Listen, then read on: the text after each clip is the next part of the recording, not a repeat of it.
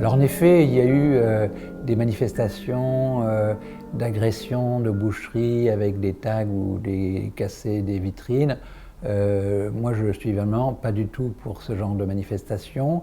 Je pense qu'elles sont même contre-productives parce que si vous voulez, aujourd'hui, le mouvement végétarien, les associations de défense comme L214 du bien-être animal ont gagné un capital sympathie énorme dans le pays, d'accord ? Les choses bougent et le fait, si vous voulez, d'attaquer des bouchers particuliers, c'est mal vu, si vous voulez, ça, je pense que ça endommage ce capital sympathie. Par ailleurs, les gens ont l'impression, pour les gens qui aiment la viande et qui ne voient pas pourquoi ils arrêteraient, on ne va pas interdire aux gens de manger de la viande. Donc, si vous voulez, ça altère un peu leur liberté. Ils ont l'impression qu'on attaque leur liberté personnelle d'aller chez leur boucher du coin. Je pense que c'est très maladroit.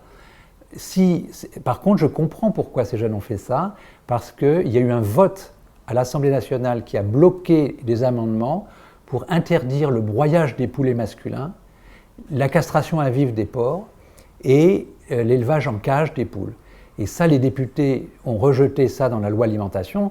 Ça, c'est inacceptable. Et je comprends qu'ils se soient mis en colère. Il y a eu des votes positifs récemment, puisque les députés contre le gouvernement ont voté un repas végétarien dans les écoles. Ça, c'est formidable.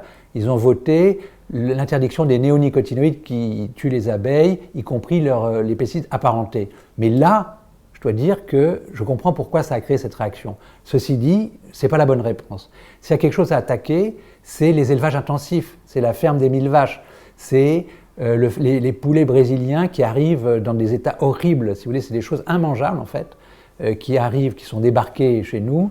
Les OGM, les Français pensent ne pas manger d'OGM. Théoriquement, c'est interdit. Mais en fait, le bétail des élevages intensifs est nourri par des OGM de soja qui viennent de ces déforestations d'Amérique, en particulier du Sud, et qui sont arrosés de glyphosate. Ce sont des plantes résistantes, d'accord, au glyphosate et donc en fait sont contaminées. La coordination rurale a subtilisé à l'Orient, le port où arrivent ces millions de tonnes, des échantillons, ont montré qu'il y avait du glyphosate dedans.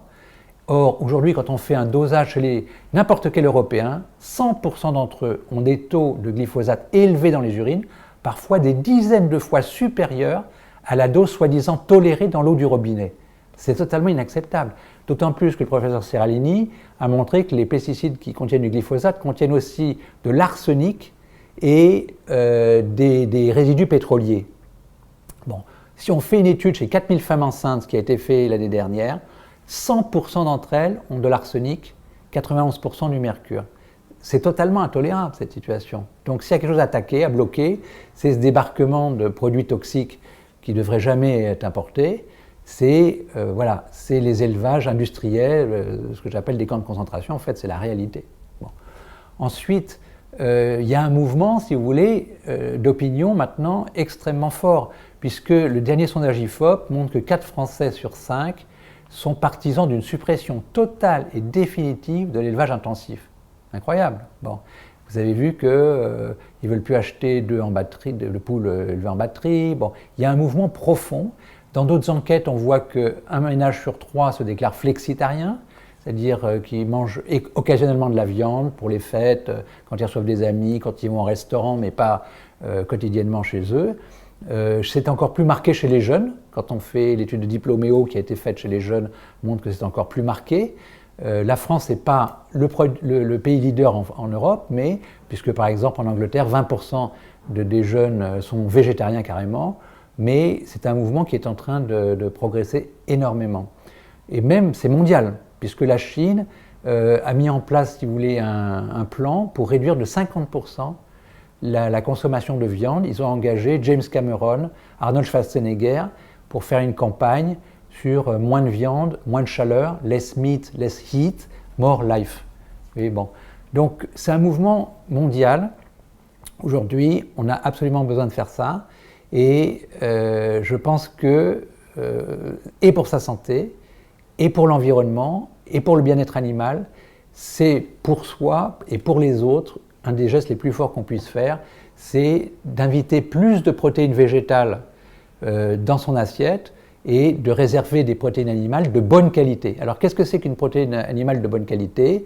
eh bien, ça serait une viande bio ou de terroir. Bon, label rouge, bio c'est mieux que label rouge. Bon. Les œufs, par exemple, sont estampillés de 0 à 3. C'est le 0 qui sont des œufs bio. Il faut faire des choix. D'accord ?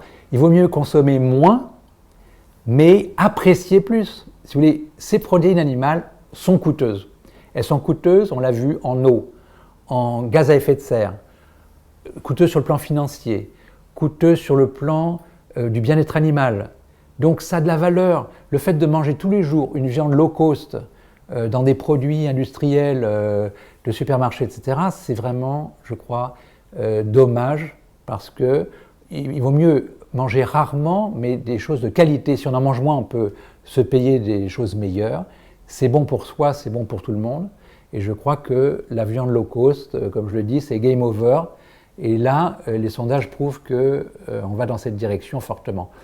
Par contre, il faut le dire, on doit encourager nos députés, nos gouvernements à agir dans ce sens, parce qu'actuellement, ils font tout le contraire.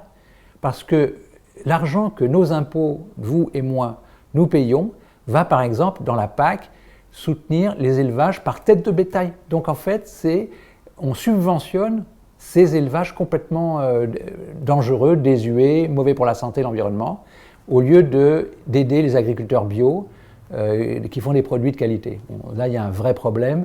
Ça dépasse nos choix personnels, mais il y a des moyens de se manifester dans des pétitions, dans des associations, auprès du gouvernement, de nos députés, pour que cette situation, disons que les mesures politiques et économiques prises, on a un nouveau ministre de l'Agriculture là depuis ce matin, j'espère que l'agriculture qui a été de travers jusqu'à récemment va aller dans une meilleure direction grâce à l'intervention de tout le monde.